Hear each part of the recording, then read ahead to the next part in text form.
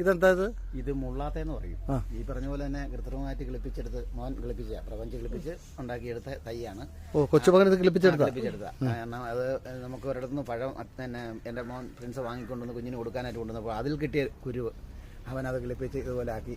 നിറയെ പഴമുണ്ട്. പക്ഷേ ഇതിൻ്റെ പഴം നമുക്ക് കൂടുതലായിട്ട് എടുത്ത് ഉപയോഗിക്കാൻ പറ്റുന്നില്ല. കാരണം അണ്ണാന് മറ്റുള്ള ഇതുപോലെ ഈ നമുക്ക് നിപ എന്നുള്ളൊരു രോഗം വന്നാൽ പിന്നെ ഞങ്ങൾക്ക് ഈ സാധനം ഉപയോഗിക്കാൻ ഭയമാണ്.